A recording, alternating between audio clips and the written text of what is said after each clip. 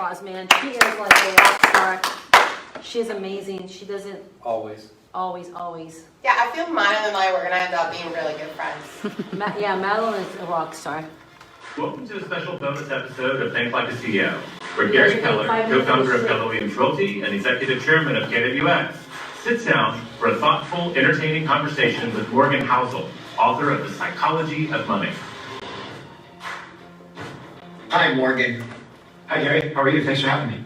I'm fine. Thanks for being had. Of course. So, Morgan, first off, great book. Thank you. This wasn't your first book. It's my first physical book. I wrote 2 books years ago that were like 90 pages, and we just did them on Kindle. So it's a book, but it wasn't. This is the first book that you can hold, per se. Well, let me just say, it's a really good book, and you did the right thing. You used stories and examples to make your point for you, right? The heroes of your book are the stories that really make your points for you. But that's absolutely the way it should be. Well, thanks. It's easier to let other people do the talking than try to convince people with your own words. So, and to me, it's just more exciting. Like reader, you know this as well. Readers have such short attention spans. Like if you don't give their attention, they're out of there. They're gone. So if you're just trying to put information in front of them, they're gone. You got to tell a story that's going to make them keep turning the pages. Well, that's exactly right. That's right. And also, stories allow you to internalize in a way that just telling them you need to know this doesn't have the same impact. So it's good. It's a really good book. I'm excited for you and I to talk. So take just a second and tell me just a little about yourself. Yeah, so I've been a financial writer for my entire career. I started as a writer when I was a junior in college, and I didn't have any plan to be a writer. It was not part of my career track that I was on. I wanted to go into investment banking or be in private equity, and that was all my plans. Plan A, B, and C was investment banking or private equity. And I got an investment banking internship my junior year and realized instantly, day one, not only day one, but hour one, that it was not for me. The culture of investment banking, particularly back in the mid-2000s, was so hazing-centric in a way that was so off-putting to me. I'm all for hard work. I'm all for grinding as hard as I can. But it was not that. It was just a hazing level of hard work that was so unappealing to me. So then I got an internship in private equity, which I loved. I really enjoyed private equity because it was a good mix between business and finance. It wasn't just deal making. It wasn't just operating a company. It was both, and I loved that part of it. But this was the summer of 2007, going into 2008, and everything started blowing up. The world started crumbling down. If you were a private equity company that was borrowing a lot of money, it was not a good place to be. So I was just about to graduate, and the firm said, hey, there's not going to be a full-time position for you afterwards. So I needed something else to do, and I didn't know what it was going to be. But I had a friend who was a writer for the Motley Fool at the time. And he said, hey, you should apply to become a writer. You're interested in investing. You should apply to this. I had no interest in writing. I didn't like writing, but I needed something to do. So I got this job as a writer, as a financial writer, with no experience doing it. And I thought I'll do this for 3 months until I find another private equity job. And I ended up staying for 10 years at the Motley Fool. I was a columnist for the Wall Street Journal during that period. And then I joined the Collaborative Fund, which is a venture capital private equity firm, 5 years ago, but all I do is write and speak. That's my full-time job, which again is all I've ever done in this field. And you discovered that you like writing.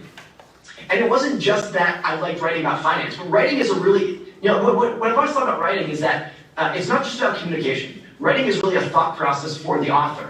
You're not just communicating to other people. Yeah. There's no better way to crystallize vague gut feelings that you have in your head than to put them into words. And when you put your thoughts into words, you instantly realize one of 2 things. One, either this gut feeling that you had that you thought was right, once you put it into words, it looks ridiculous. And you realize you can't justify it. It felt right in your head, but you put it into words and it's nuts. Or you start to really clarify good ideas. And you say, and then you say, this good idea I have now, it makes a lot more sense. And I can go out in the world and use it now. So I always love like the selfish version of writing, where you're just doing it for yourself to clarify your thinking. And a lot of great investors over time, Warren Buffett, Peter Lynch, Howard Marks, are also great writers. And I actually think there's like a correlation there. They're great writers because they're great investors because writing helps them clarify what they're doing. And so I love that aspect of writing. Yeah, one of the ways to be, if you're not going to be a published writer, you can still be a journalist, right? You can still journal in your notebook, which, by the way, will have a lot of the same clarifying, gifts that you described. Yeah, I've always said that the best Sunday school class you ever attended was the one you taught. Yes, I think that's right. Because everyone has those gut feelings, things that they know are true, just intuitively, oh, this is true. But if you can't put them into words coherently, or if you force yourself to put them into words, everything becomes so much clearer, and you can actually use that information to do something with it. Yeah, well, because most of the thoughts that we have are unexamined. And Yes. what you're saying is that the gift of trying to be a serious author is no way are you going to have an unexamined thought in the book. It's all going to get exposed, which is the gift back to the writer, right? I mean, something that's really true for writing, particularly for something like a book, where it's a long piece of writing, is whenever the author sits down, I'm sure you can relate to this as well, when the author sits down, they don't have all of that information in their head and they just type it out. That's Because right. you write one sentence and then it reminds you of something else. And then you write a paragraph and it reminds you of this other thing. And it's the process of writing that pulls all those thoughts out of your head. And so that's what I love about writing, and that I didn't know when I started this career, was that it wasn't just about communication, it was about helping my own thinking. Yeah, well, you're very good, by the way. You should keep doing it. I was just saying hi, bye. I want a picture of him. You want Come one? here, squeeze right here, and then we'll just grab a picture of all of us. And there's warm cookies right here. They just got delivered. Tip Street. Photo. Okay, I thought it was just you. All of us women. All these powerhouse women. That's awesome. Great picture. Yes. Warm cookies. Anyone get one? Thank you. Where's that? All right, so thank you guys for being here. We never know if it's going to be one person, 2, 5. The last few we've been tracking about 8 to 10. We went back to once a month as opposed to every 2 weeks. Our foundation that we laid at the beginning of this is about becoming a net millionaire. And the reason we call that becoming a net millionaire is because it's a great place for you to be able to track, and unless you know where you're going, we won't know if we get there, and we don't know what we're tracking for. So we want to make sure that we follow the same guidelines that this other group is doing, and she is amazing. She's a good friend of mine, and they have had a lot of success. Today, we're so excited to start our first book, and the first book that we are going to cover in this meetup is called The Psychology of Money, for everyone watching and everyone in the room, and the microphone. I don't think I need this because they're right here, it's Yeah, batteries. you shouldn't need it. So I'm gonna put it down. There You are don't have to cameras. call it any meetings. Bad mic. So what happens is, are you guys okay if I'm on mic? Yeah, no, it's perfect. All right, okay, thanks. We're just gonna start a book. The last 2 things that we talked about, and we'll share the slideshows with you guys after class, is we talked about how you show up with money. Are you a person, so there's like 5 or 6 questions that you answer, and the test comes back and says that it's free. If you look and relate with money as either happiness, commitment, or protective. And the reason for those 3 things, can they not hear me? They're already complaining on there. Sorry, we'll get me mic'd up, so we'll just put the lapel. Because that one went We'll better. just keep your hair out of it though. All right, I'll do that. So as we're getting the mic, we'll be right with you guys. As you go through that, the reason we started there is because there's a lot of stuff that happened with money. The first thing you need to know is if you're going to become a net millionaire and start saving and looking at all this and become a net millionaire, is you got to learn where you're at, where you're starting at, where you're jumping off of, and what are you doing. So with that being said, let's see if we can get this mic working. Can I put it right here on my necklace?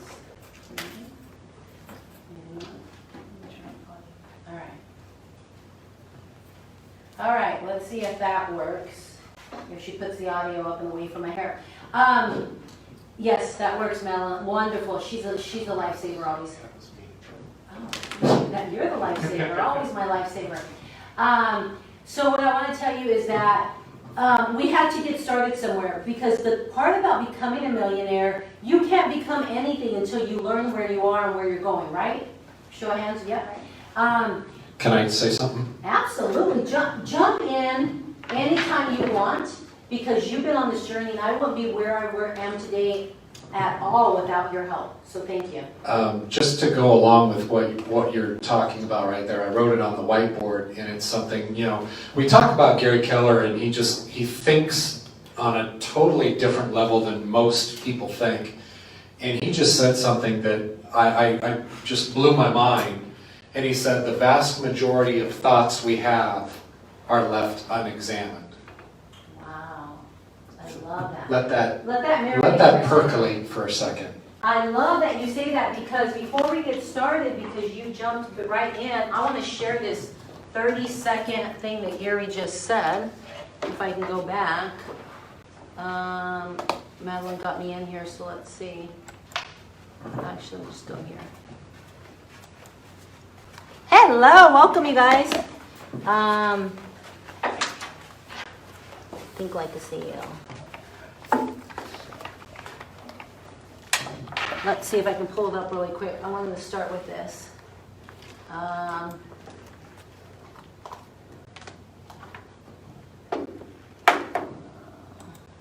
many, Madeline? Or does she keep it up for me? No. All right. Yeah, I'm gonna need Madeline, because I had it up and then we changed it. All right. So what I was just going to show you is what Gary Keller, just this little thing about, you want to grab her really quick or just call her on there and see if we can pull it back up? And because she changed it to podcast, we just got to push her button there. Hello, welcome. All right, so what we're talking about is we talked a little bit about how we got started, and I was going to show where, what Gary Keller was showing. She's back. I just wanted to see that little piece, that little 30-second clipping that was on, that Gary says about money and wealth. So as we look at everything, is we go back and we say, where's our relationship with money? Before we can ever figure out where we're going, we have to figure out where we're at and what does that look like. And as we look into this and we dive deep, is the first class we took, which I know you took a part in, and what was yours? Was it happiness, commitment, or protective? Protective. Protective. So do you want to share what protective means? The way you look at money and savings? Sure. So it's always looking at what is the risk and how do I avoid risk and how do I protect what I have, Yes. and how do I protect myself from not having more in the future. I love that. That's a protective. Go ahead. And one of the things that he talks about in the book about the reason why we're identifying these type of things is knowing how to do something is insufficient. Because we're talking about money and managing money and how to make more money and how to position yourself to create wealth within your life. Whatever you consider wealth to be, whether that's money, whether it's possessions, whether it's whatever it is. And so for, in many situations, what you need to do to position yourself for that is you need to battle against your internal, emotional, and mental turmoil as well, which will influence or alter your planned response. So that's the reason why we're even talking about these type of things and identifying where your brain is and your thoughts are around that. I love that, because where is your brain, where are your thoughts, where are your beliefs? We're all in different places. So I'm going to play this with you before we get started. You have to begin by being rich and wealthy in your mind before you become rich and wealthy in life. The real purpose of financial wealth is for you to be able to finance your personal mission for your life. It's your freedom money.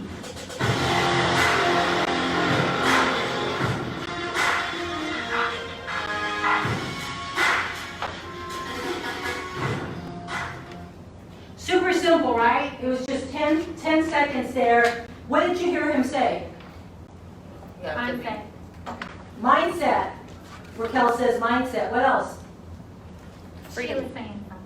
Oh, I was just saying basically what you said. You have to be rich and wealthy in your mind first. Rich and wealthy in your mind. I love that. I love how he just makes an emphasis about freedom money and freedom number. That wealth is Freedom about money, freedom. freedom number, I love that. Anything else? You guys heard? Did you hear anything different, Jeff? And I heard, the piece I heard was all of what you heard, but I also heard him say, what is that? Define that for yourself. Define that for you, because what Jeff and I need is different than what Raquel and her wonderful husband need. It's different maybe what Christy needs. So when you guys took that test, if you haven't taken it, I always keep pushing that, because it's either happiness, commitment, or protected. And you can be a little bit of each. The thing is, I'm happiness. My major percentage was happiness. What happiness means is money, the way I look at money, is the only reason that I think I need to make more is because it brings happiness in my life to travel with our children, travel with us, take people out to eat, live in a house, and make sure I can pay my bills. That brings me happiness. Go shopping if I want to go shopping and buy a dress. Maybe, my son's getting married, give him money for his wedding. That brings me so much happiness, does it not? It does. And Look at the smile on your face. it brings me so much happiness. So money is the avenue to continue that behavior, because it's a behavior in me. What it also says, for the blind spots on happiness, not for everyone, but in my blind spots, it says you could struggle a little bit more than a protective or a committed person. You could struggle a little bit more saying, I have more time to make more money, so I'm not going to save as much this month. Or I'm going to give a little bit more to our sons, and then I'll work a little harder. That's what happiness can do. So it teaches you not only how you look at money. Keep the money in the bank and not pay taxes. Amen. I am going to not pay our taxes this year, which you should have never agreed to. And because I'm fearful of this new role I'm taking, and I want to keep living my happy life with my happiness and money. So just wait. If Uncle Sam wants us to pay payments, but my penalty, not my taxes, I was already knowing I was going to have a little penalty. Just the penalty for waiting was how much money? About $8,000. $8,000. And here's the worst part. Penalty. Penalty, not my taxes. The worst part is that darn money sat in that tax account. And kept you happy. And kept me safe because of fear. So we're going to tell you about a lot of mistakes we've made, and we share them every time we're in class, don't we, Christy? And they're painful, and they're silly and ridiculous, and there's maybe you guys have made some of them, and I still continue to fail forward, but I look at it so much different today. And another thing that they talk about is, so in this book, he highlights and he emphasizes how many people talk about money and finances as physics that has rules and laws, and they don't talk about the psychology of finances and the reason why some people choose to do what they do, and that paying $8,000 plus in penalties, it's hard for me to even talk about, is a perfect example of a psychological choice. yes, I love that, Jeffrey. Thank you you didn't know that, and you walked right into that one. I loved it. Because here's what happened. I grew up in a house where we struggled. Now, when I say we were poor, we sit around sometimes with friends and family, and then we all go around what poor looks like to them. And sometimes I'm not the one that wins that role, because I said, okay, I lived in the same house my whole life. But I remember walking into the kitchen one time. It was a defining moment. I don't even remember how old I was, maybe 10, maybe 12. And I heard my mom and my aunt talking, because the one thing my mom had is what I got the gift of, is that she let everybody live with us, good or bad. If they were struggling, they came to live with us. And I never knew how poor we were. I never knew, because she never told us we were poor, not because she didn't tell us, but there were people doing worse than us. So we lived in the same household after my parents got divorced, and I lived with 4 amazing sisters. And when I walked in that time in the kitchen to do something, I heard her telling my aunt that we can go donate blood to get money to be able to make some money today. And I thought, wow, it was a defining moment. I might have been younger than 10, I don't remember. But at that moment, I've never forgot that. That's a defining moment when something happens, good or bad.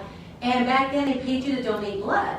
And do they still donate you? Because we've donated plasma and blood, and we haven't got paid every time. Wait, how much can you Wait, pay? how much are we talking about? Did I buy a dress with it? Did I do plasma? And I said, never again. It was here in this room. I think we're banking it or something.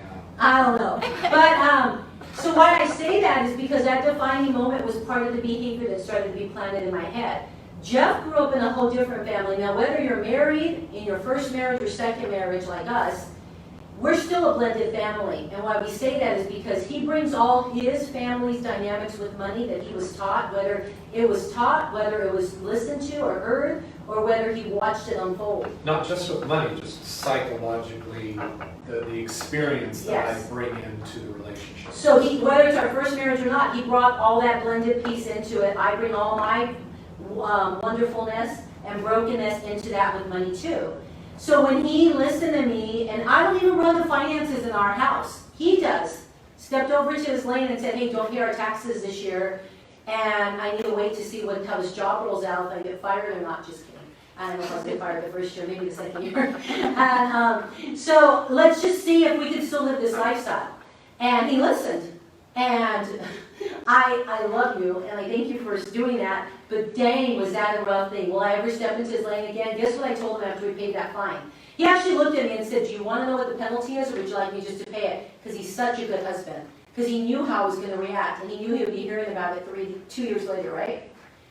Still. And he said, I said, go ahead, just tell me. And did I throw a fit? It was an understatement. No, we didn't. No, we Let me see the bill. Let me see the bill. Why? And the CPA said it was all because you didn't pay. That has nothing to do with anything else. And he said because you waited. When you pass a certain window, you start to accumulate even higher There's penalties. basically, talk to your CPA about this, basically 3 levels of penalties. And I hit them all. And I just We was hit the reaching for the trifecta. top. I hit the trifecta. We hit the trifecta. So, painful, right? Here's what I'll also tell you. When you learn and start to uncover this, I realized that I have a lot of bad behaviors. I have a lot of bad behaviors, not because I'm a bad girl. This is what I had to learn. That's super important. This has taken me 11 years to hear this. So when I share this with you, please hear this. If you take nothing out of this class but this, when I look at where you are today and where you want to go, and maybe some mistakes you made, it's not because you're a bad girl or you're a bad person. You already got your value from God. You're already wonderful and amazing and beautiful and accepted and approved and forgiven. What we miss is that we bring what the world has taught us. When my FICO score went all the way down to 450 and I was too ashamed to talk about it through a divorce, losing 2 houses, having financial ruin when we were doing well, and this man had to carry me, and I would just ask him, like, where's my FICO score now? And he'd be like 600, 500. He goes, dang, you got into the forest. And I'm like, I didn't even know it could go down there. But what happens if I don't step away and identify that I'm not a bad girl, I will stay stuck in that bad place and think that I'm bad and I'm shameful and I have to hide. You allow your world to be ruled by your psychology, Yes. basically. And that's not a great place to grow from. So when we take our value and who we are and what we've been blessed with, that's us. That can never be taken away, no matter what car we drive, no matter what house we live in, no matter what FICO score we have. Because at the end of it all, it was just that bad programming and behavior. So where do we go from here? I won't go back into all this stuff. Go ahead. I'm sorry, I didn't understand what was the bad behavior. The bad behavior was all the choices we made to not be financially set to go through a divorce, whether it was unhealthy or not, to be able to cover all the bad choices we were going to make along the way getting the divorce. Okay. So Jeff divorces, I won't get into that, that will take too long. Jeff divorces also around the same time, because I didn't know him. He ends up going through a divorce, not one late payment, not one house foreclosure, not one bank card being taken back, because they were in a different financial behavior. They were in a different place. He never ever ruined his credit. 2 different worlds, 2 different people. He's not better than me. He financially was set up better than what me and my ex-husband were. And 2 people from very different psychological approaches around finances and also protecting the future in the simple fact of making sure that you don't ruin your credit score through bad actions just because you're mad at the person that you're going through that bad experience with. So we're just telling you a little piece of it and we'll go through. So what the class is going to do going forward is we're starting the book, and now the rest of the time will be about the book and our mindset. You can't go forward if you don't stop and take a pause and look around of where you are. If you want to get your real estate license, And, well, actually, if you want to become an amazing business owner in this real estate career and opportunity, you have to stop and say, what do I have to do to get the license? Is that not what all you guys had to do? You could just say, I'm going to start selling houses, let me go do it, my mindset's fresh, I watch HGTV, I love looking at houses, let's go do it. You can't. Now, you can buy and sell, you just can't go service the public and consumers without the license. So you guys stopped and took an assessment and said, here's where we go, here's my choices, here's where I do it, let's do this, let's go, let's end up here. That's the same thing with money. You can't become a net millionaire or a multimillionaire until you stop and say, where am I today? So I just wanted to touch a little briefly about where you are is not embarrassing, it's you looking and saying where you are. I got to a point where, okay, I didn't want to stop and look because what was happening was going so bad that I didn't want to look because the pain was too much. So he did. He stopped and looked and continued to watch. You want to stop here? And so, just right along what Michelle was talking about, who would like to share just a quick response on how they believe the world of finance works and how people get wealthy? Just a real quick response. You have to have money to make money. What's that? You have to have money to make money. You have to have money to make money. I love that. Anybody What else? other beliefs have you guys heard in life? Whether they're yours or someone else's and you're borrowing them. Yeah, so I actually heard something that contradicted that, and it was saying that that mindset or that predisposition belief, let's say, right, because you're just a product of your environment, is actually not the way that wealthy people think. Love that. Yeah. Love So that. which one's right and which one's wrong? It's not necessarily right or wrong. It's, you know, what's going to work better. You know. Better for who? Yeah, but better for Individual. themselves or you, Exactly. your When assets, we your have money, family. We invest it and make more money. Yes. That's exactly where I was They hoping don't to lead spend the their money conversation. unless it's making them money. Yes. What else have you guys? Money doesn't what? Grow on trees. Yeah. And what else have money's the root to? All evil. It's the root of all evil. Yeah. It's not the root of all evil. It's not. It's the greed and the mindset you get around it, right? So as we go through this, the first part of the chapter, what we're going to talk about, this book, I'm going to tell you, I am not a big reader. I've only finished maybe 2 or 3 books in my lifetime. I've started a whole bunch. I don't finish them. Because if you don't grab my attention, I want to talk to you. He reads every single night. He finishes books. And I was sad when this was ending because I didn't want it to end because it just grabbed me so much. So I started playing it again. So I listened to Audible and then watched it on this. So in chapter 1, and then I'm going to let you guys start taking chapters as we go through this. The psychology of money, the biggest thing that he talks about, and I'm just going to share, and Jeff's going to share a couple of stories, is, okay, so I'm just going to share this with you. The highlights, the intro, the greatest show on earth. The premise of this book is about doing well with money, has very little to do with how smart you are. Very little to do with how smart we are. It has a lot to do with how we behave. The genius who loses control with their emotions can be a financial disaster. The opposite is also true.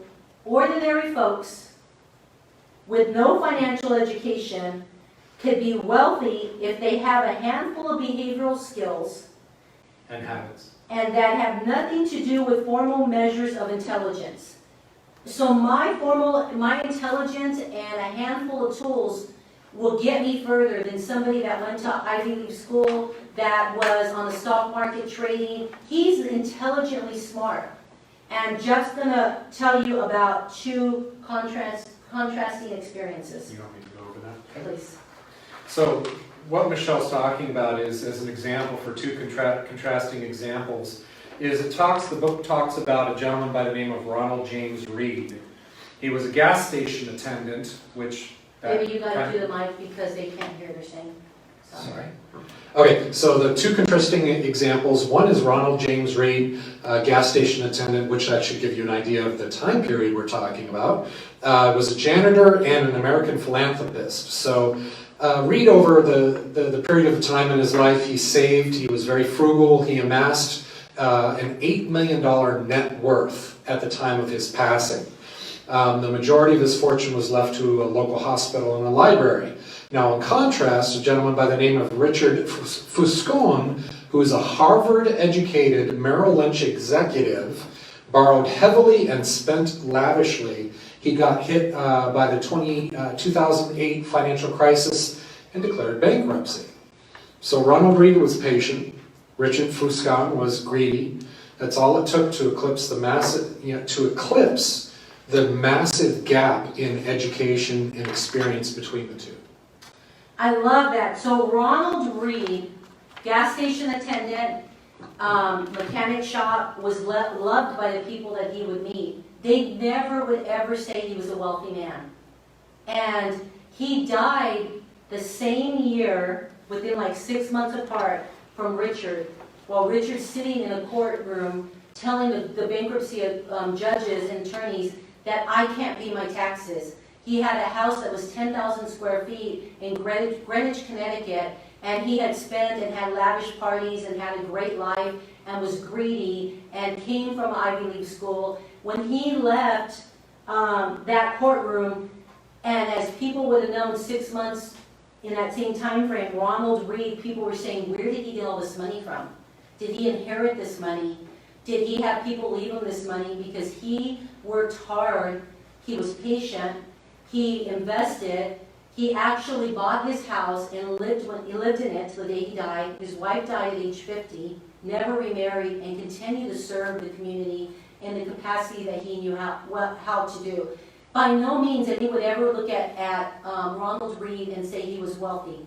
There's a difference between rich and there's a difference between wealth. And I didn't know that until I started really diving into these books. The difference between rich is Richard, everyone knew he was rich. They'd seen it in the car he drove. They seen it in the house he lived in. They experienced it in the parties that he had. They experienced it in the way he showed up and the vacations he took. And if he was on social media, everyone's seeing him rich. Wealth is not seen. The reason wealth is not seen is because where's the wealth sitting? Investments in their bank accounts, in their blue chip stocks, in a place that's going. Ronald. Not on a vehicle with this emblem. Yes. Ronald blessed the world with his minimum wage job, and he left money, and he got, when you give a lot of money, what are you called?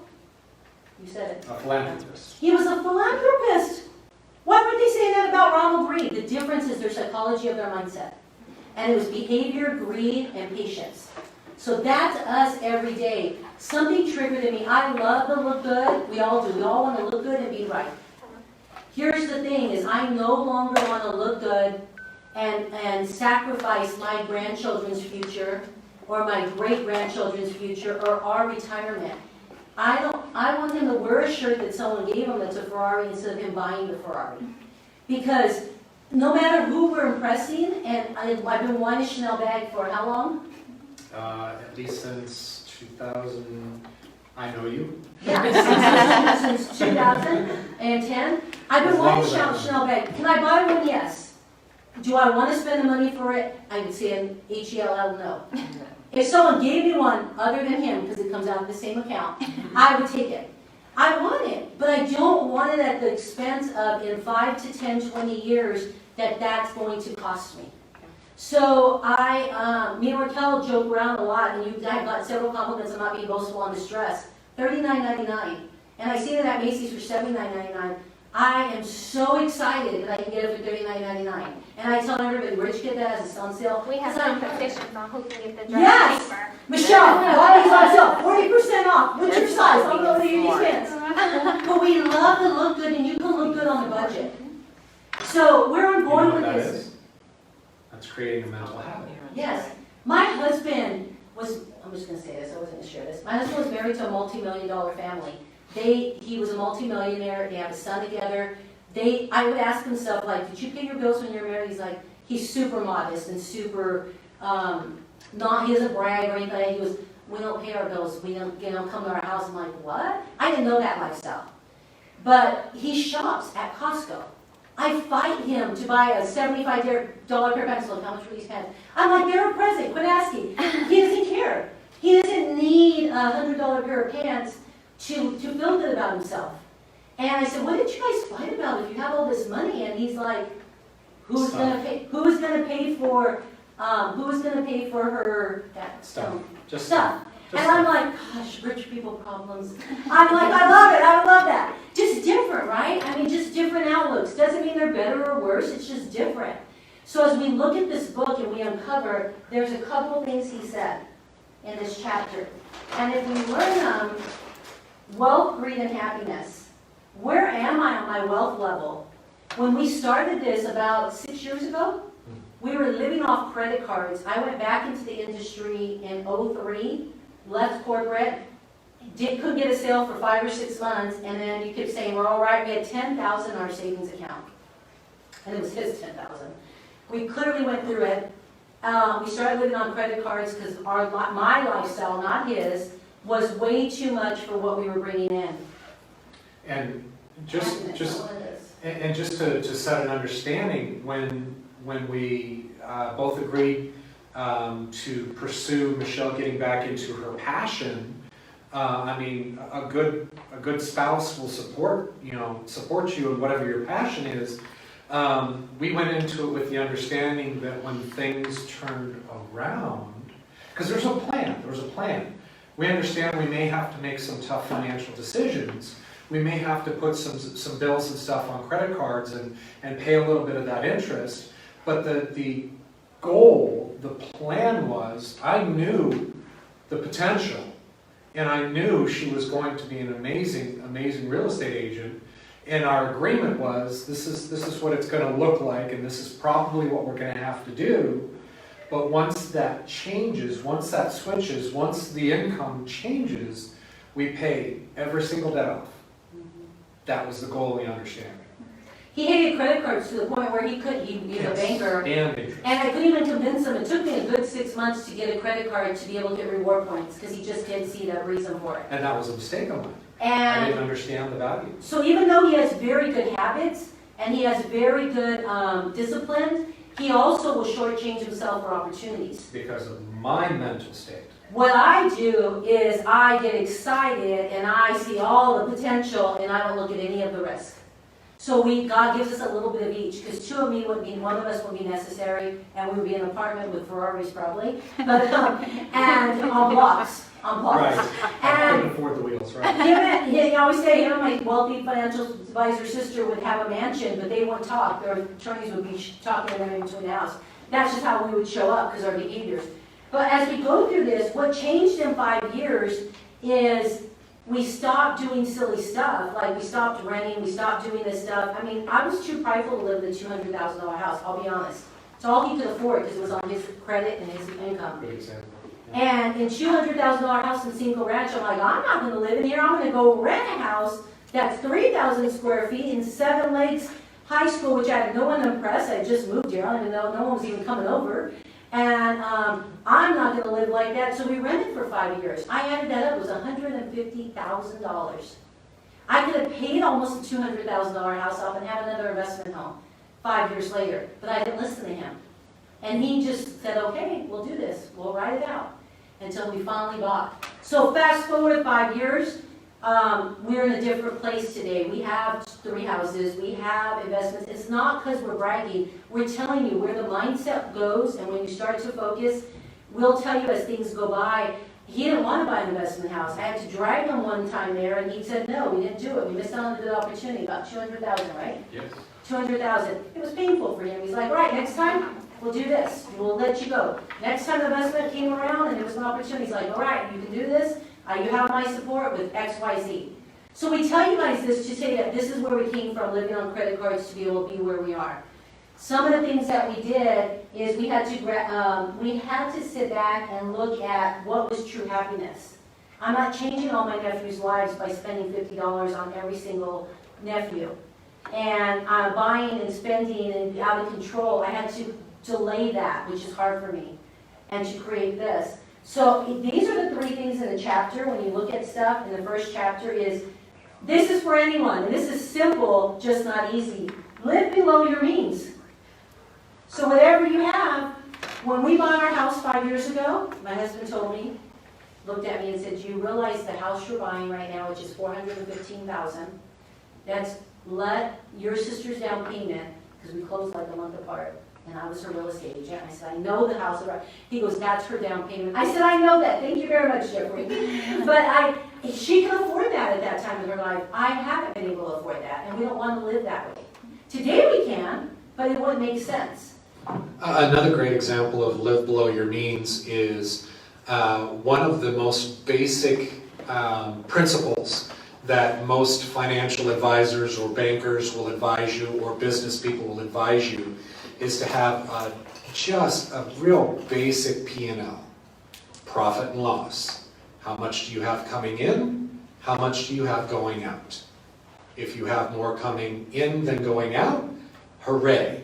If you have more going out than coming in, something needs to be taken a look at. So I love that. So really quick here, I love this, and there's no shame, because I didn't know, and I just learned this. Even as much as I've been focusing on money, I just learned the dollar amount about a month ago. Do you know what it takes? I told you a long time ago. Well, I never took it. I never took it. I know you didn't take Never it. took it. Do you know what you have the magic number to survive so nothing ever changes in your lifestyle right now, what that number is? You don't have to share it. Do you know that? To the penny. I know, because I'm talking to you, I know you're the head tribe like him. You know, No, Tom is that. I Tom, am you. you're Let's me. spend it all. And Let's do spend it all! Yeah, so you're probably happiness. Do you know what it takes to live? No. No. And I didn't. I just learned this with him the other I'm day. kind of like you and kind of like him too, like a mix of both. Uh-huh. Like I like to help people and I like to give money, but sometimes I'm like, no, you can't. So I'm like, no. So it's a mix, and because it's just me, I end up doing. And also, and I love that you said that, because also it is part of what I'll share with you next when I do this about the way we were raised and our upbringing, Actually, and I our wanted to family say- dynamics. Yeah, no, I don't. You don't? Do you? You know exact number? Do you, Christy? Of course you do. You know how I know she knows? Because she's protective. That was Jeff's grandfather, and he knew exactly what was coming in, knew exactly what was coming out, and he knew exactly who he was giving it to. He's very much commitment and protective, and he still has some happiness. When I first met him, his happiness would have been a lot lower. My commitment and my protective would have been a lot lower if we took the test 10 years ago. Do you know your monthly?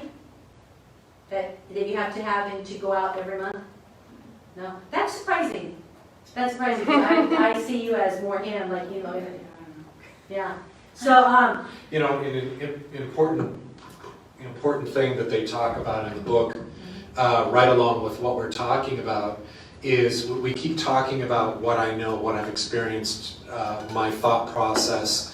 But the thing is I know, I love this, I know 0.000000001% of what's actually happened financially in the world.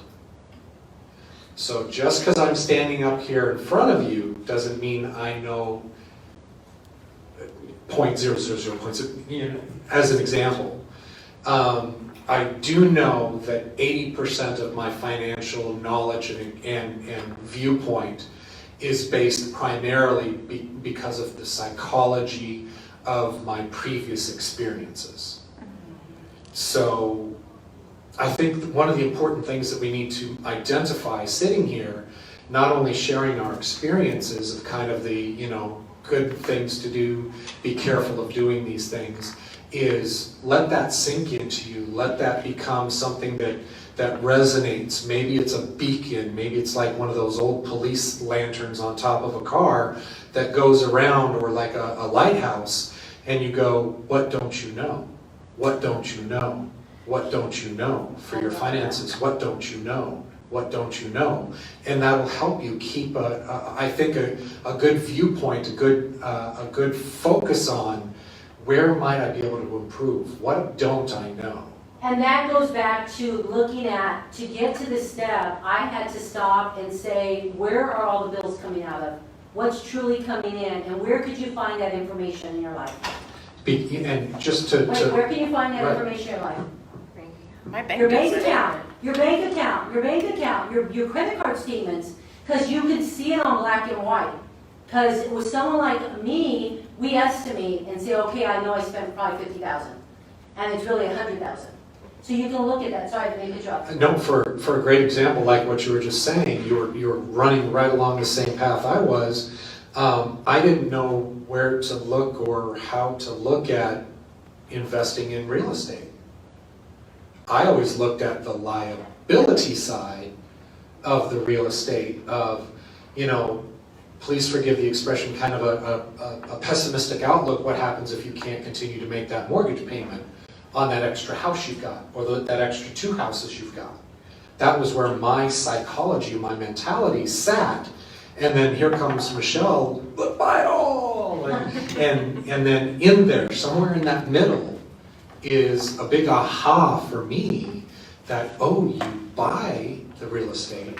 It is a liability. However, you have somebody rent that real estate from you.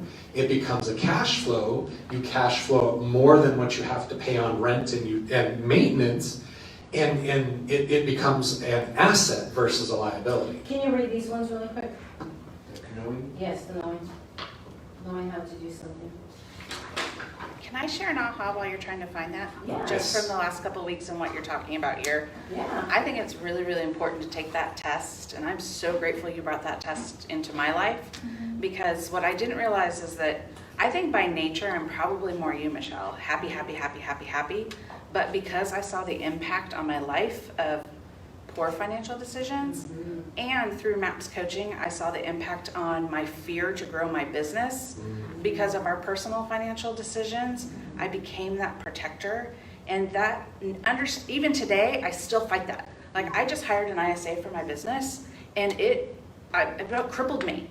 And I really thought about, okay, is this the protector? I thought about that test and what it was that we were doing. And I'm like, I've got plenty of my business savings. I don't need to worry about this. Right, and that is the number one thing that hinders us, because what they're saying is same experience, and just different scenarios. Because if it's showing up here, it's showing up somewhere else. They're not right or wrong. It's that they got to push through it if they so choose to. Because at the end of it, what are you really tracking and wanting, and what do you want to get to? She wants to build a bigger business, so she'll have to take some risk, and it just will have to she'll walk herself through it. And the more she learns, our business grows to the extent that we do, and she's walking through it and she's growing it. You want to read that? I've actually already read those.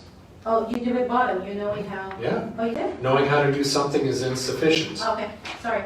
In many situations, you need to battle against your internal, emotional, and mental turmoil, as well, which will influence or alter your planned response. All right, can you read this one? I didn't hear this one. Why? Too bad. So to grasp why people bury themselves in debt, you don't need to study interest rates. You need to study the history of greed, insecurity, and optimism. And chapter 1 starts off by saying no one is crazy. Everyone has a unique idea of how the world works. A worldview is influenced by the unique set of circumstances, values, external influences in and outside of our family. And that's where I was going with that when you were talking, is I grew up in a Hispanic household where my grandmother helped my mom, and if she needed something and she had $5, she gave it to her. And if she needed new shoes, she gave it to her. And if it was someone's birthday, everybody got a gift. We lived with each other. We helped. We're a community. It's the way we've always done things. And I don't mean this for everyone. In his white family, this white Caucasian family, My family. it is a big deal for him to ask his mom to pay his cell phone bill. 100%. 100%, what she's saying. 100%. And We don't help each other the way No, you guys do. no, At all. he looks at me and says, "Why are you paying your son's cell phone bill?" I'm like, "Because I love him and he needs help." Why? It's hard for his brain to perceive that he's not a bad guy. It's the way he was developed and how he's seen money and how he handled it. His mom didn't ask him for anything. He didn't ask his mom for anything. His brother doesn't ask him for anything. They talk. They're like, "All right, Unless well, it was a worst case scenario. yeah, wish you the best. Keep you posted. Da da da. Bye." That's how they live. It's not right or wrong. What also plays a big role is if you were born in the 1950s or 60s, or even in the 1920s, where they seen the economy crash, and if you're born in the like my grandmother, she would never ever consider investing in the stock market. Because she went through some serious pain watching everyone jump from buildings and this and that. Great Depression. And then you grow up in the 40s or 50s and you see a better lifestyle. They wanted a better lifestyle for their children. And then we're born in the 70s. And then my kids are born in the 90s. My kids have never seen inflation high. And that's what the first chapter talks about. My kids know nothing about inflation. Our son bought his first house. His interest rate was what, 2.99 or something like that? Great. And when I bought my first house, I assumed a mortgage at 10%. He knows nothing about that. No matter how much I tell him, he can't perceive the pain of what it felt like to have an interest rate at 13% and I won at 10. And he just can't get it. So that's what the first chapter talks about. It's what you're going through in the economy and the system. Do you guys know that do you guys know when the IRAs, what year they started? Or a Roth IRA? It was just recent. Just I was recently. surprised by that. Yeah. It would be old enough to drink. 21 years. Yeah. Half of our age. When I'm like assuming Roth IRAs and IRAs were started a long time ago, they weren't. Back in the days, he talks about in the book, what I love so much is how people lived and how when the first dishwasher came in and when women were buying one TV, it was great to have one TV. I grew up with 2 TVs and they had a pair of pliers connected to them with 3 channels. And now we have a TV in every single room. Why? Half of them don't even get turned on. And it's just because where we show up as. Why do we have to consume like no other? And that's a mindset, right? And that's what we go through and that's what we look at. So as we talk and unfold, the next step is live below your means. Live very modest. And I'll tell you, and I hope she doesn't mind me sharing, is Rhonda Pullman has made, if you haven't watched her numbers, do you guys think she makes a good amount of money? Hundreds of thousands. Hundreds of thousands. Last year over $1 million. She still hasn't pulled the plug to buy a bigger house in Cross Creek. Because she has a mindset, me and her go back and forth. Are you going to buy? Are you going to buy? I'm like, nope, I'm remodeling. She says, I'm probably going to remodel. It's not that she can't, it's just that she's worried that, do I want to? And will that bring me more joy or stress? Or does the savings bring me more happiness? So you live within your means. Number 2, invest for long term. When the stock market happened last year, whenever it crashed in thinking, you guys probably tell me better, the stock market crashed in 08 or 05. Oh wait, I didn't care. I had not $1 in it. Today, how many times did I ask you wherever you fell? Over and over and over. He's like, yours is going better than mine because he has his in Vanguard, and now you have some with Chase, and I have mine with some no-name company we never heard of that my CPA got me involved. He says, your fees are out of control. They're $1,200 a quarter? No, $1,200 a year. $1,200 a year. He says, I haven't paid anything close to that, but yours is outperforming mine. I'm going to pay the fee. So you just look at all of that, right? That doesn't include any buying fees, but. Yeah, and I don't know. I'm just like, where's the money at? Where's the number at? What are you doing? And it's just, and then the Vanguard, so I'll tell you, the Vanguard, and what Tony Robbins was saying, look at the Vanguard. You guys shouldn't pay more than 1% of fees. I didn't know this a year ago. And I'm asking him And now. there's front end and back end fees. Just like compound interest helps you grow, so does fees. If you invested $35,000 at the age of 35 and then saved it till you were 70 and never put another $1 in, if you had 1% fees, you would end up close to, I think it was $700 and some $1,000. And if you had 2%, that money would have lost 10 years of interest because the fee is that much in compound interest. And if you're at 3%, you would be close to like $100,000 to $200,000 in the same amount of money. Because fees compound just like interest. So you got to look at that. So invest for the long term. Because the pandemic hit in March, and I'm starting to get reminders it was March. Look at the first gallon of margaritas I got sent to my house. I'm seeing all these people post that. And people got scared, and we withdrew. We did it here in the market center. Oh, let's not pay some bills. I didn't pay our rent for 2 or 3 months, and I pocketed it to pay our rent because the landlord said, you ain't gonna get away with that.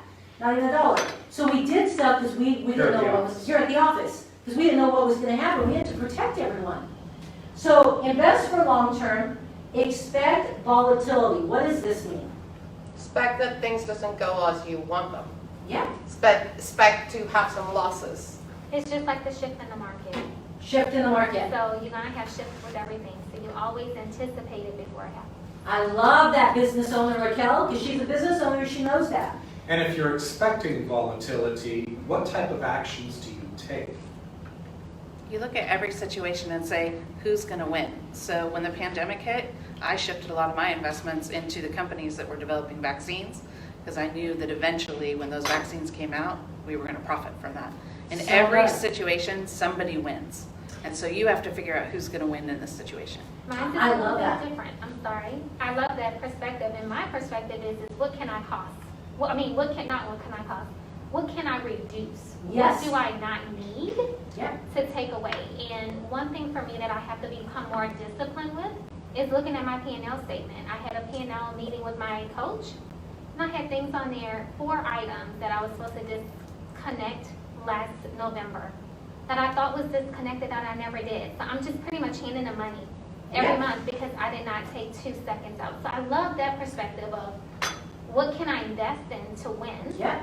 And then also, what can I reduce so Yes. that I can also win? Yes. Even I more. love those 2 things. Let me Go ahead. add a third key to that, is diversify.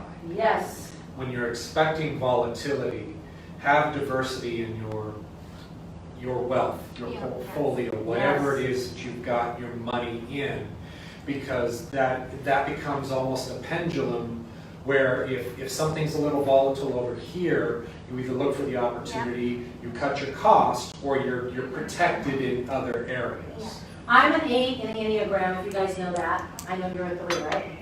And he's a 5.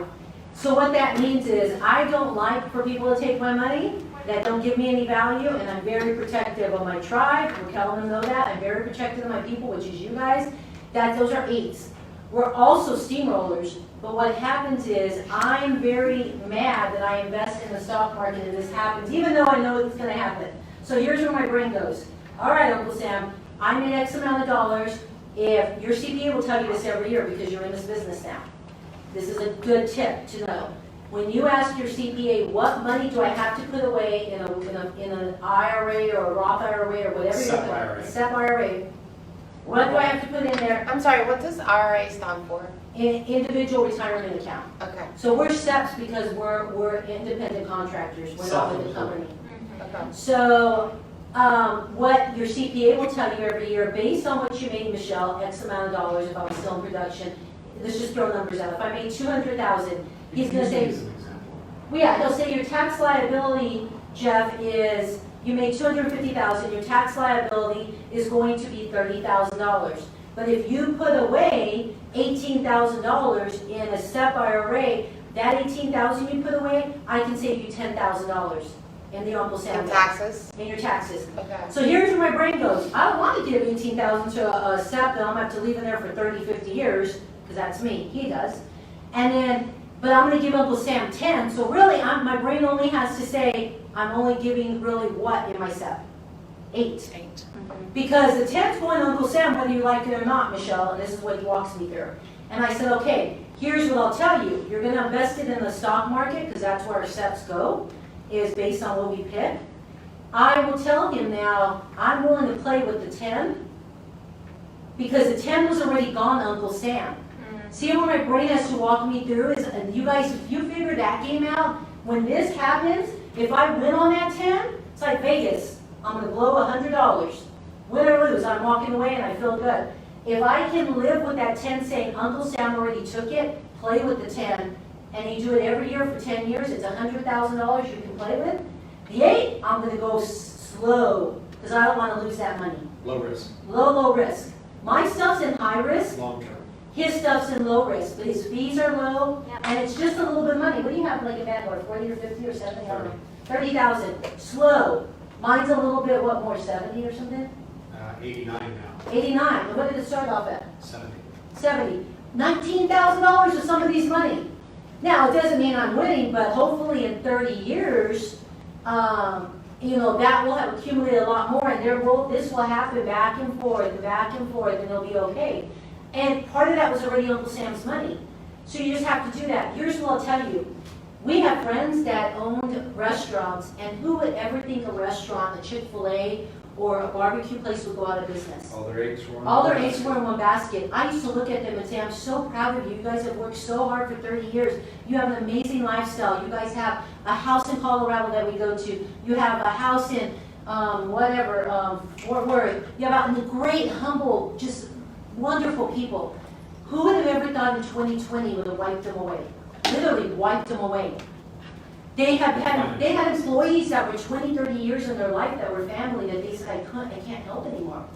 It was devastating because when you have your eggs in all one basket, it's tough. Real estate's the same way. If we don't do anything else, you guys have a profit share right now you could be tapping into, buying and selling, you buying your own investments, you guys adding into different healthcare stuff, you cutting expenses, all those things will help your nest egg. We're just starting to really start to look. 3 places to diversify, which is in the 401ks, one with a big bank, one with a small company, and one with a no-name. And then, buying a house here, buying a house in Arizona, buying a house here, buying one in Arizona because their property taxes, we have a $375,000 house there. Property taxes are how much? Like $2,800. $2,800 a year. A year. In Arizona. In Arizona. That's how it is in Louisiana. And see, So, that's where you get Your to mind just expanded, right? Your mind just expanded. And that's one of the great things we're talking about right now is, okay, most people when they're living in Texas and they're a realtor in Texas, they think, hey, I'm going to probably be able to stumble across some great properties I could probably buy, right? What about Arizona? What about Vegas? What about Florida? Is that a rental property for you guys? What's that? The one in Arizona, is it a rental? Yeah. Okay. Yeah, we got it twofold. We don't make enough on it, but he's paying our mortgage. We owe like 99 on it, I think. Yeah. 99 for that. So the payments are only, if I refinance, it'll probably be like $500, but it's 830, 850, 864. 864. And the association, 70-some dollars, right? 78. So about $900. Our oldest son lives there, and he pays us $1,000. And we're like, just keep paying the mortgage. We go in and it's a And 4-bedroom it's that house. where we help him with his own apartment. Yeah, So. so it's a juggling act for us, because he's gonna probably ask us for name, let him stay. And that's a growing thing for me. Because Jeff's like, why is I'm he? going, get him out of there. Get a renter for $2,800. I'm with you, Jeff, don't worry. Jason is Michelle, and he'll have our children living with us for the rest of I their love lives. Jason, No, Jason's no, the no. most amazing man on earth. Get him out, I gave you 18 years, Michelle says, call me, Yep. just call me, I'll take you I to dinner. did. I say come back after a couple of years. But you need both of you and Jason need to have both of you. And the great thing about this conversation, I'm really glad that this conversation went down this pathway, is I challenge each one of you to look at where you have an opportunity for growth in your financial mindset. That's been one of my personal struggles. I'm very protectionist around long-term earning. And Also, what's yours is yours, and you don't want to share it. that's very true. Because I didn't ask anyone for anything, no one should ask me for anything, and that's not bad. And It's my- just not the Latin way. It's not the, It's not the Latin way. Now, and I want to touch upon that because when she was talking about, kind of my family's experience of, you got to handle your business. We're not going to give you any handouts.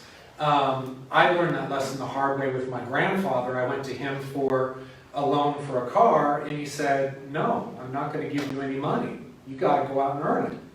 And I was really upset at that. However, something switched in me when he said that. Something changed in me, and I went to work, and I've never stopped. You were like, now I'm going to show you.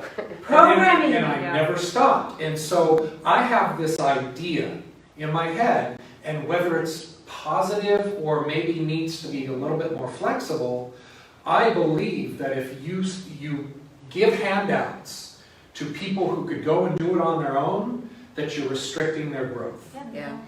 Here's the piece That's my though. mindset.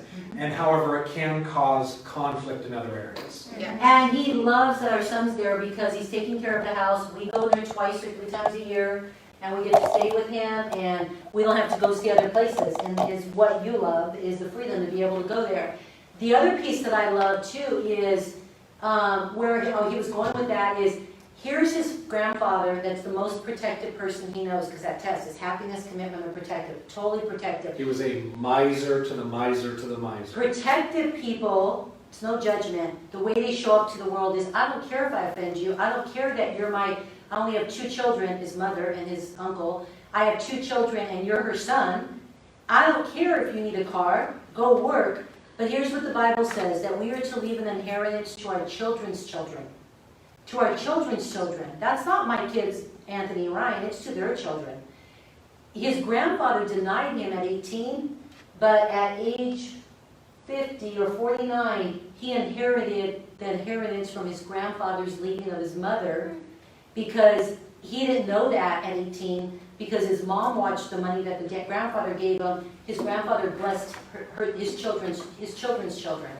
For you and your brother, right? That's correct. And you would have never known that at 18.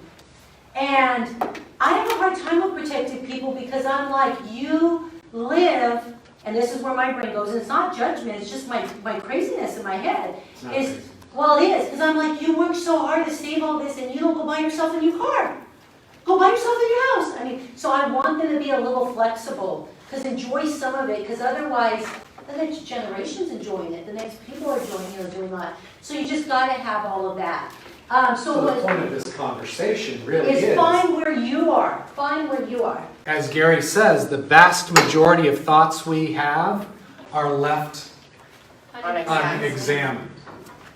So where are you? Where are you in your financial journey? Where's your opportunities for growth? And where are some of your challenges? I think Right now, I'm where Michelle was when she divorced. But like, you know, like I know that I can do it. So Yeah. like, that's why you're talking and I'm like, okay, I get it. Because, you know, like it doesn't matter. You can start from all over, like we were just talking. Just start over and keep starting over. That at a certain point it's gonna stick and you're gonna do great. And pay close attention to why you're making the financial decisions you are. Mm-hmm. And if you have somebody that you share finances with, have open, transparent, vulnerable conversations about finance. And why. So if you're more like me, the first step I had to do was look at where we were. He sat me down for I hours. didn't sit you down. Well, he sat down with me. We looked at everything. You guys, do you know how much you spent last year on eating out? Throw a number. Oh my God. Just throw a number. Isn't it crazy? $1,000. $1,000. So say 5? Sure, 5. Do you think you spent more? probably. I mean, I love that. Tom would be able to tell Jeff you. does too. Do you know how much you spent on eating out last year? No, but a lot. 12,000. 12,000. No, like, yeah, that adds up really fast. No, What do you think? No clue. maybe like 6. 6,000. So we were in a pandemic here, guys. The restaurants closed. They didn't let me in at times. And he takes, because we charge everything. So a couple things as we wrap up. We charge every single thing. We do our tithing on there, because we get a point for every dollar I spend. It's the greatest system, because we can take airline points. On credit cards. On a credit card. And he pays it off every 3 weeks, so we don't pay it interest. off before there's any And interest. we don't have an paid. annual fee. Got it. And we don't have an annual fee, because we have one annual fee, maybe cancel that one. Oh, I didn't have a So card, we have no annual fee and we don't pay interest, so they just give us these points for me spending my money. It's a great thing, and I really love it. So when we looked at the food, and he got the statements, because at the year end you get all your credit card statements, it says all your food. He put it Break onto a down by spreadsheet. category. He put it on a spreadsheet, because he just copied it and just grabbed it to a spreadsheet. And he said, you want to see something really cool? And I'm like, probably not, but let me see it, because he thinks something's cool and I want to throw up. And they categorized them on the spreadsheet, and it went from A to Z. He did, A to Z. And then you see all these restaurants in order. And then I'm like, McDonald's? I don't need that McDonald's. There was only like 5. It was his. He goes, it's $1 or $3, Michelle. You see Chipotle. He hates Chipotle. Chipotle. Mia Bella's, all these stuff. That I'm like, so go ahead and tell them. He said, guess how much we spent eating out in the pandemic year, Michelle? Pandemic year. How much? $28,000. $28,000. I could have bought a car if I just cooked at home. So here's what I said. You like to say There are a lot of client meals in there. I said, do you want to start cooking? Vast That is majority right. of client meals. Yes. So, you know, it's really the way we look at it. Yeah, I was gonna say it's the way you look at it. Yeah.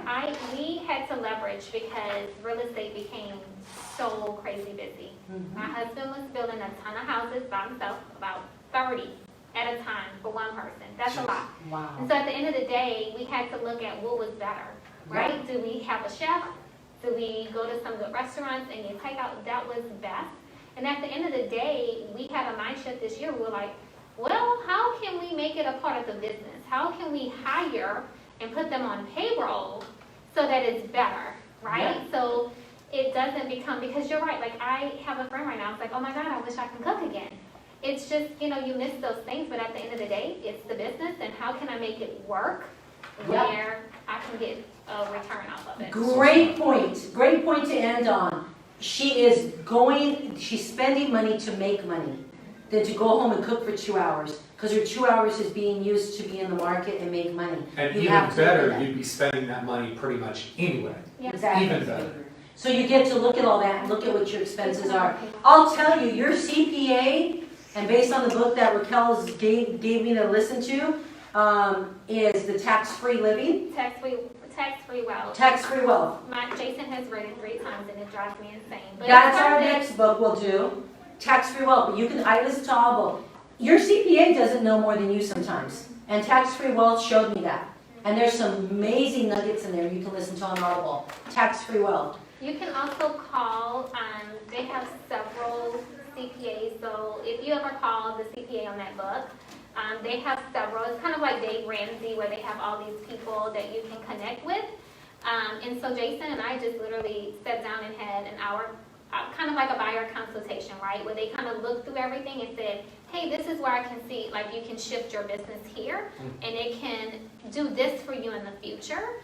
So it was a great free consultation. Yes, they would love to get your business and earn your business. But if you just want to start thinking of how can I advance, you know, my real estate career, and come to find out, Ben Kinney is one of their top clients. Oh my gosh. The person that we connected with, he actually does Ben Kinney stuff. So it was pretty good to sit down and that's where my mind shifted talking to him. I was like, I don't want to write this off. And he was like, you're better having an employee setting up your business this way and doing it this way. And I cringed when Jason came to me. I was like, no, I don't want to do this. And he was like, trust me, just listen to it. So even like our nanny will turn to being on payroll, and our cleaner will be on payroll. So What she's saying, if you can't hear her, is that listening to that book has changed her life, because she went from buying food to hiring somebody in to have a tax deduction. And what that book teaches you, and she taught me, is that you can strategically make moves on what that's going to help the year, and they want you to spend in certain areas because they give you huge tax breaks. That's what it is. So you get to look and learn that. As we wrap up, I want to tell you something he just asked that you might not have heard. He said, can she get one of those people here? So that would be great if we can get them here and at least get them on a Zoom. So if you can do that for us. The next chapter is part 2, the psychology of money. I bought 5 books. There's 4 left there's 3 left in my office if you guys want to buy one. Madeline, how much were they when we ordered them? $18. She told me that it was 18, she told me 15, I'm not sure. Okay, and I think it was 18. We'll look at the receipt. If you want one, they're in my office. You want one? This is, yeah. This is amazing. And so this is on, who wants to do chapter 2 next month? I got one. You'll do it? Okay, I'm gonna give you this. Oh, wait, no, that's not, no, wait. So, you can do it. We'll all encourage you. I'll be here with you. You can do chapter 2. So, basically, I'm gonna do what you're doing right now? Yeah. But just a small part. You can do 15 minutes. And I'll give you Great. I can't wait. You got it. You have 3 days. Awesome. 3 days. We'll give her this. Give her a round of applause. Oh my God. While we're here, who wants to do chapter 3? And we'll just stop there. Raquel? I'll take chapter 3. Chapter 3. Okay. And I'm gonna come get the book from you. Okay. And do you want to do chapter 4? Yep, Faye's gonna back me up. Leah's going to do 4. All right. Can you write that down? So, Rebecca is going to do chapter 2. Raquel's going to do chapter 3. And Thea's going to do chapter 4. And then we'll ask you guys after that. Unless you guys want to just pick one out. I was gonna order it on Audible, but I should get a hard copy. Do you guys want to want to do one chapter? It'll be 4 or 5 months from now. 5 and 6. So you be 5. You want to do 6? Yes. Sure! 5 and 6. 5 and 6. I'm not alone in this, girls. We'll help you guys. We'll come in and add this. Okay, Well, and this is once a month, right? Once a month. Okay. We'll also tell you guys what's helped us us a lot, which has helped me, really not Jeff, is the Mint app. It's free. Yep. Because when I did the Mint, I can go into one app. Can you pull it up real quick? Please. It's over here. What's the name? Right here. Not on this, Free no, You don't want to see Tax. it? Text. Okay. free no, I don't Free want it on a what? public computer. Thank you. Okay. So on the Mint, I'm going to say goodbye to you guys. It's the Mint app because I'm going to show them while I'm here. God bless you guys. Love you. Thank you for watching.